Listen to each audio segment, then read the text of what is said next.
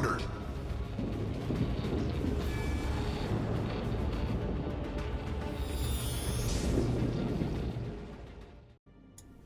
Hey guys, how's it going? And today I have a replay of the Zao, my tier 10 Japanese heavy cruiser.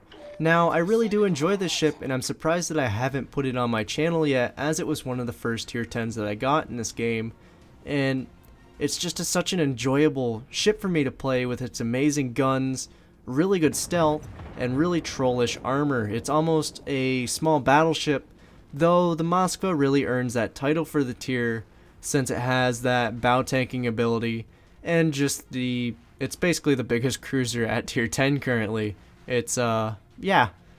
Anyway, let's get into this battle and see what I can do with this amazing ship. We are on the Two Brothers map, and we are pushing, or we're gonna try to push this flank with the ships that we have over here. And it looks like a lot of the enemy fleet has shown up, so this is not gonna go too well. Now, the Zao is a very stealthy ship, though I don't usually use it for the long-range stealth firing that you see a lot of players use it for. I think that's a fairly overrated tactic as per map control. Looks like we're going to have to do a little bit of torpedo dodging early from the enemy Shimakaze.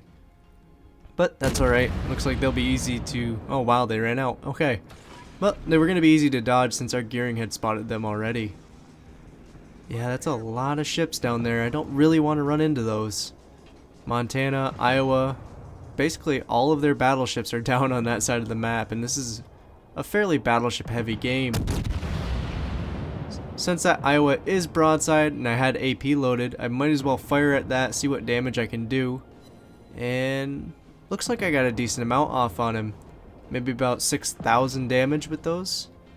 But I have to make this turn, and I'm going to be broadside and going quite slow to the enemy fleet over here. And I'm going to get punished for it right there by the Montana. Probably one, maybe two citadels into the side of my ship. But I did trade back. I got two citadels into the side of their Buki, who was broadside to me as I came around the corner. Armor piercing still loaded, so I'm going to take pot shots at that Iowa way over there. Might not do a lot of damage. These shells kind of fall off after a while. 6,000, not bad. Not bad at all. Armor piercing is still loaded, looking for broadside targets to maybe take a shot at. Amagi's looking pretty good while he's stuck on the back of that Montana, who is trying to get the hell out of dodge. Why do I have widespread on those? Won't be anymore. Alright, who's going to make themselves a decent target? I am loading the high explosive again, since I basically want to start chunking down these battleships. Maybe make them a little bit scared with some fire damage downrange. Now, I do believe that Amagi has blown his damage control party already. So let's see if we can get some fires set on him. The Zao is very good at setting fires, as shown right there. It's got, I think it's 20%. It's somewhere around 20% fire chance when it's built to set fires with demolition expert, flags, and all that stuff. All that good stuff. And it's actually really strong at that. And its high explosive alpha damage is also very strong, and these shells have a very fast travel time with a very low arc. It's kind of like a basically a fire starting laser cannon if you think about it. That poor Amagi. I have a 15-second reload, and his damage control party has a 10% or 10-second activation time, so it can put out fires for 10 seconds. And he just put out one of my fires. The next fire he also put out with that uptime of the damage control party, but the two I just set he won't be putting out anytime soon. So he's gonna burn for quite a decent amount. Though the thing about fires is you can repair 100% of that with your damage repair party. 100% of the damage up to the max of your repair party. So he might be able to survive that depending on how he plays it out and what his cooldowns are like. Now, this Hindenburg is a threat. That thing has decent armor piercing, and if I show my broadside, those are very good at one-shotting Zaos if they get a decent shot at them. So I'm going to try to burn him down, since really my battleships aren't really doing anything to him. And this side is really in a retreat, so I'm trying to kill the ships that I know are going to be an immediate threat. especially if I have to turn around and charge this enemy fleet. I don't want something like that Hindenburg that's very good at close quarters with its 2 torpedo launchers per side and its fairly rapid fire cannons fighting me at close range if I'm trying to torpedo run a battleship. So I'm kind of focusing him first, but then again these Des Moines on the other side are kind of presenting me with a decent target. Now I'm retreating, I'm trying to get some shots off as I part ways, seeing what I can do to chunk off the enemy fleet and just keep providing damage to my team as I fall back and kind of delay them from taking my cap. I do have one cruiser with me off to my left, kind of in our cap. It's in New Orleans. He is at full health right now, and looks like the enemy fleet are focusing that poor Kagero class destroyer over there, who was not long for this life. He seems to be taken down, so now they will be turning their attention this way. And since I am still spotted by that Hindenburg, I thought they'd be shooting at me, but it looks like they're taking interest in the New Orleans that is in our base. I'm continuing to try to shoot at that Hindenburg since it's the only thing I see, but a destroyer has popped smoke for him. At least I think it's a destroyer. It didn't help him much though. Hopefully he didn't have any damage control party up. Looks like he did, but I did get a fire on him, so that is down and on cooldown now. So that's something I need to pay attention to in case he decides to pop his head out of that smoke cloud. But looks like this Des Moines is pushing into our base, or at least has an idea to. So I'm going to start lobbing some shells in his direction.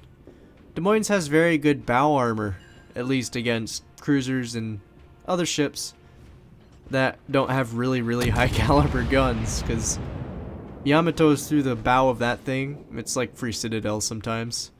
And I did hit him with a fire, and that blind shot did get him too.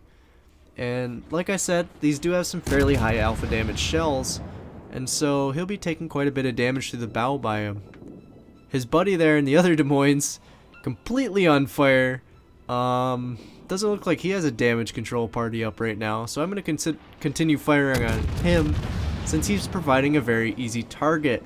Since he's mostly broadside, I also loaded armor piercing and decked a load of shells at him, but I kind of miffed the shot and hit him all in the bow. Looks like I'll be switching back to the high explosive for now, especially since he just put out those fires. I'll see if I can set him on fire again and burn his ship right to the waterline. Shots out, hopefully in there to reset the cap. Our team's doing a good attempt, or making a good attempt at trying to keep them from capping. And there's a fire and about 3,000 damage to the Des Moines. Looks like he's finally noticed me sitting way out here and is taking a disliking to my fire starting on his ship. Little 2.5k hit there, and there's the enemy Shimakaze that has a lot of our cap points. See if I can hit him with a shot and try to reset that cap in order to delay their point gain more. And there's a good hit on the Shimakaze. 3 defended medals, and I think I got him for about maybe 2k. I'm not entirely sure there. That Des Moines that I set on fire is not doing too hot. He is getting focused hard, and he is not long for this life with those fires on him. But then again, my friend in the New Orleans is also not doing very well. He's at 400 hit points. If he takes one hit, and wow, look at those dodges. If he takes one hit, he's done. So I'm kind of keeping an eye on him so that I don't accidentally run into him and kill him, because that would be rather unfortunate. And I didn't know it at the time, but I'm actually stealth firing right now. There's nobody within range, or at least the Shimakaze is probably within range, but he's behind an island. There's nobody in range to actually spot me right now. So I'm technically just stealth firing at these guys, though I don't quite realize it. I think I did realize it maybe on that second salvo when I started moving in a bit to try to get more accurate shots off. But you're going to see me kind of play around with that stealth fire range in order to kind of start burning his turrets to the ground. Since he is full health, and while I am a tier 10 and he's only a tier 8, it is a battleship and I do have to respect that in a cruiser. I don't want to be showing the broadside of this Zao to anything that could be possibly hitting me with a large citadel like that. The Zao doesn't have a lot of health in the first place. I don't need to lose more than I already have. But something I believe it is, yep, the turpets has strayed into my stealth fire range. So I'm turning out, I'm making my ship a very, very small target, and I'm going to start pouring the high explosive to him. There's 2.5k to the top of his superstructure. I'm trying to start a fire here. He's launching shells at me. I don't blame this New Orleans for not firing. He's actually doing a very good job of keeping himself hidden, yet still kind of participating in the battle. He's basically saving us some points right now. But I really need to kill his turpets because he's just advancing. Though I think the Shimikaze went down the channel since I was stealth firing for quite a while and now the C point's getting capped. So I think this Shimikaze went down the channel, so I don't have to worry about that too much. Now I've slowed down to start putting more shells into the turpets and to see if I could throw off his aim a little bit. Looks like he was actually shooting at the New Orleans, who got spotted and was able to evade his shells again. Did the turpets use his damage control? By my damage meter up at the top, it does look like he did. Or, yeah, he should have used his damage control. I do not believe that fire would have gone out by now. So he's free to light more fires on as he comes around the corner. His guns aren't even pointing at me. That's entirely strange. I'm not sure what he's looking at. There's nothing over there. But there's another 3,000 to him. I'll keep picking him apart, trying to light another fire on him. This New Orleans is kind of in my way if I wanted to make a torpedo run, or at least drop torpedoes in his in his path to see if he would run into them. My torpedoes might be fast and only have an 8-kilometer range, but Turpets is also quite the fast battleship. He could cover that amount of ground and catch my torpedoes at the end of their travel arc. And he is just getting lit on fire now. I've got 2 fires on him, I do believe. He's trying to shoot back, but it doesn't look like it's too accurate. There's another fire on his poor ship. Zhao's armor actually bounces his shells, and it looks like I can squeeze my torpedoes in behind this New Orleans. So I drop both of the Zhao's rear torpedoes, at least on that side. And there's my Wither achievement for at least 60,000 dot damage, which you know is all in fires since I haven't launched any torpedoes until now. And there is yet another fire. That poor guy, it must be absolutely going insane with the amount of fires that are on his ship. And his shells aren't doing anything to me, which just would drive me absolutely bonkers. Of course, I've managed to find an island over here. I'm trying to avoid that. He's trying to avoid my torpedoes, but it looks like he might have turned for the wrong gap, and he takes one, giving me a high caliber and an arsonist award, since it looks like the torpedo didn't quite kill him, but the fires finished him off. And now we have the lonely Shimikaze that is left. And one of the last ships you want to see shooting at your destroyer at fairly close range is a Zhao. Probably next to a Moskva. At least at the 10-kilometer range, because you know they're going to have the fast shell travel time and the decent spreads to hit your destroyer. Of course, I'm doing a very poor showing of actually hitting that destroyer as I'm telling you this. And there's my Confederate award. But at really close ranges, I guess the Des Moines or the Hindenburg would actually outpower that if you think about it. And it looks like that Shimikaze has gunned down my New Orleans companion, who had survived quite fruitfully in the last part of the game and defied the odds with his 400 health. But that Shimikaze has broken out of his smoke. He's lit on fire, so it's extending his view range for me. Surprisingly, that shell didn't kill him, but it did reset the cap, so more EXP points for me. And now I'm going destroyer hunting. He has put out his fire, or that would have burned him to the ground. So where is this destroyer? I need one shot to kill him and give me my 3rd kill. Where are you? He couldn't have gone too far. I have friends in base, and there he is, broadside to me. Fire the shells, and boom. Dead destroyer. Giving me my 3rd kill, and just ending the game with the whole enemy team dead, and basically all the caps in our favor. Yeah, I'm surprised I haven't put up a replay of this ship before. It's actually one of my favorite ships in the game, just because it's so fun to play, even if you are having to sit back and stealth fire sometimes. Though I disagree with like I said, I disagree with sitting back and playing that for the whole game, just because it doesn't give you any map presence. Alright, the battleships can't really push on you because you're going to light them on fire. Okay, so they go to a different cap and take that. I just don't see it. I like getting closer with the ship. I like keeping them kind of at arm's length and beating the crap out of them as I either slowly push towards them with my team, or as you saw here, retreat and defend the caps. So moving into the first of the post-battle screens, shows I did 201,000 damage, which is a really decent amount for a game that was kind of tier 8, tier 9 heavy, but had a decent amount of tier 10s in it. 2 citadels on that Ibuki. I didn't really fire a lot of armor piercing this match. As you can see by the 15 fires that I set, it was mostly high explosive that I was sending down range. I see an arsonist, a witherer, a high caliber, and a confederate award. All decent rewards to get that showed you really kinda output damage that whole game and really shucked it to the enemy team, I guess. And 9 cap defense ribbons for, I think they were mostly on the Shimikaze, just resetting the caps, keeping my team kinda in the points, keeping the enemy team from gaining points, I should say.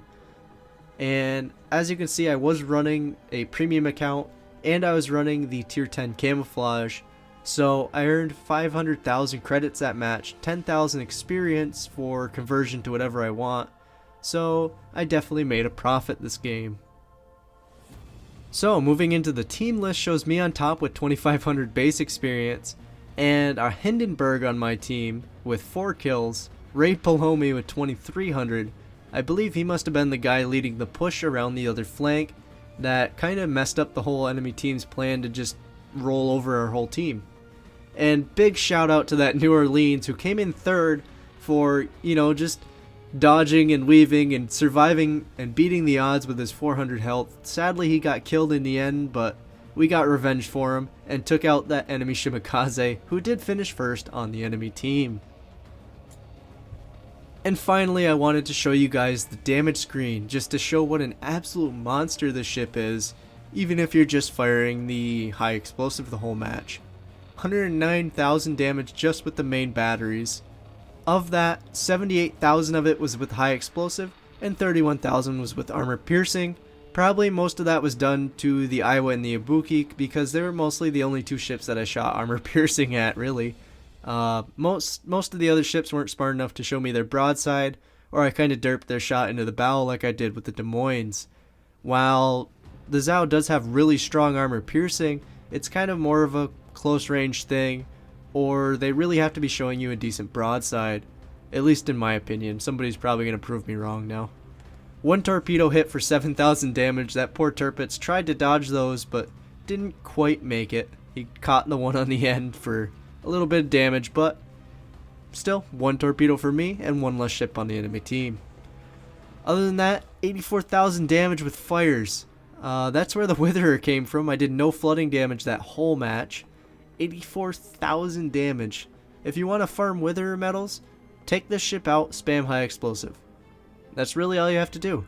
Get yourself in a good position, whether it's just behind your battleships or even pushing, because it does have fairly good armor if you're not showing your broadside too much, and get some high explosive downrange. Start lighting those battleships. Pay attention to people's damage control party cooldowns, and hit them up with another fire. Mikhail Kutuzov does that quite impressively too, along with the Moskva. As long as you're paying attention to it, you can farm damage like it's your job. While you're doing so, make sure you're paying attention to what's around you in order to shoot those destroyers and reset those caps. Or if you see an opportunity to go take an objective, go get that in order to assure your win, so that you don't have one of those 400,000 damage losses. Oh, it was so horrible, my team was so bad. Give yourself a little pressure to, or give yourself a little motivation to put some pressure on the map and go get one of those cap points. Anyway, I hope you guys enjoyed. See you out there, and have a great day.